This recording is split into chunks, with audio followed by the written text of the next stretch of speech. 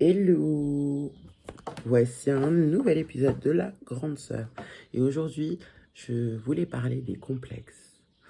Alors, ça m'a fait réfléchir lorsque je suis venue à l'idée de parler de ça. C'est quelque chose de très très intime. Un complexe, c'est quelque chose qui nous fait nous sentir en inconfort, en insécurité, qui nous fait nous sentir inconfiants et qui provoque du doute en soi.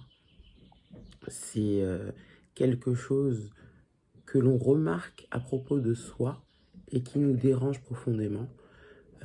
Parfois, on a la possibilité de changer et parfois, on est dans l'impossibilité, l'incapacité de le changer. Voilà, il y a des gens qui sont complexés de leur front, complexés par leur nez, complexés par leur menton, complexés par leurs joues, complexés par leur nez.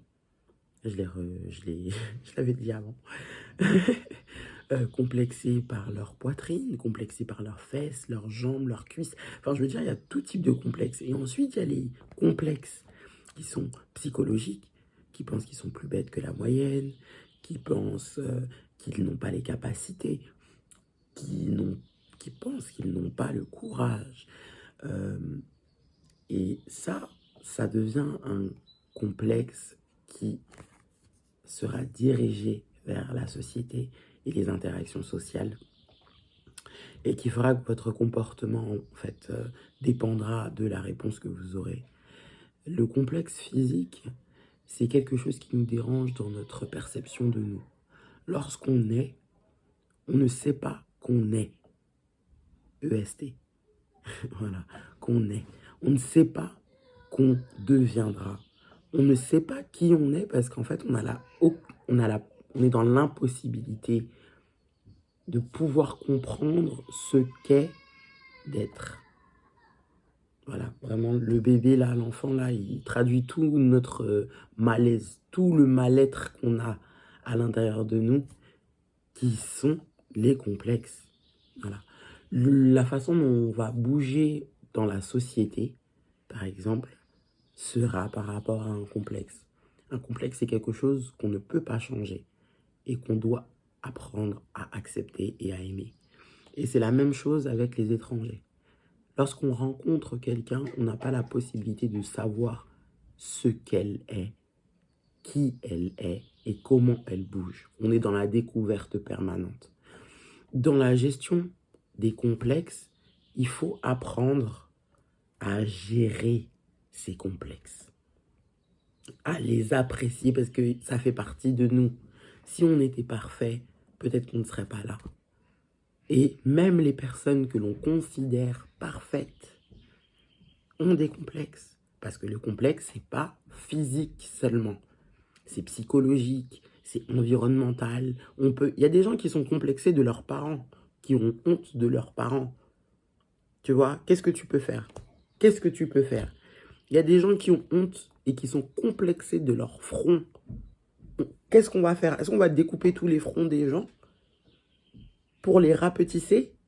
Ça, c'est une autre douleur. C'est une douleur qui ensuite est physique.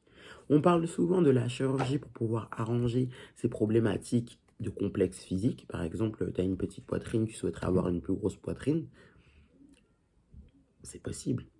Absolument. Tu as l'argent, paye l'argent, donne l'argent à un chirurgien qui respectera ton corps. D'accord? Parce qu'il y a beaucoup de personnes qui sont avares et qui ne pensent qu'à l'argent. Ne va pas là. Renseigne-toi. Fais plusieurs rendez-vous. Et ensuite, assure-toi que la personne souhaite réellement faire un bon travail et pas seulement prendre un chèque. D'accord? Parce que le complexe vient avec le désespoir.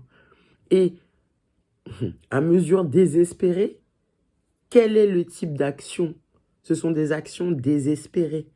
Et les situations désespérées te mènent à un résultat désespérant.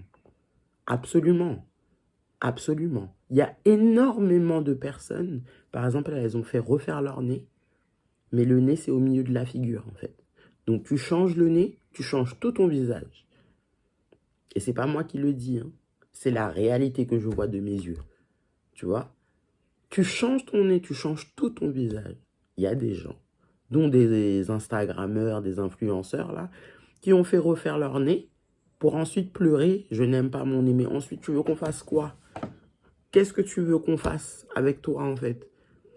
Tu vois ce que je veux te dire? Ça, c'est une situation que tu as rendue pérenne. Le maquillage, par exemple, le contouring, c'est une situation que tu peux enlever à la fin de la journée. Là, tu as fait refaire ton nez est refait. Ton nez est refait, mais pas à ton goût. Et là, qu'est-ce qu'on doit faire? Donc, la plupart, justement, des rhinoplasties, elles ne sont pas uniques.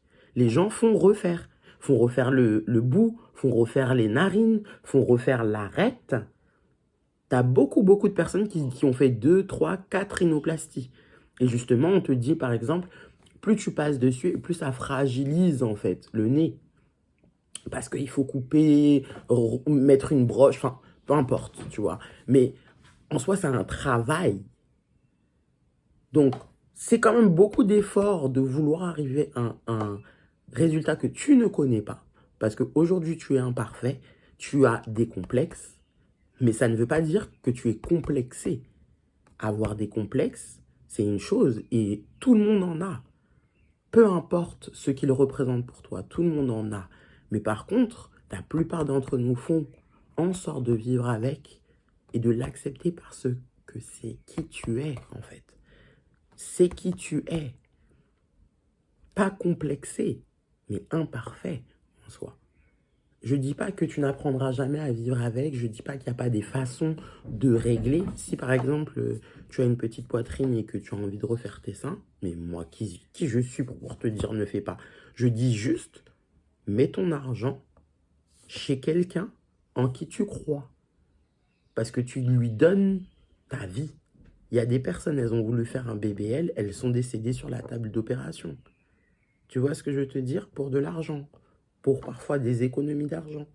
J'avais vu un documentaire où il y avait une dame qui était décédée d'un BBL et sa pote et elle devaient aller à la même clinique.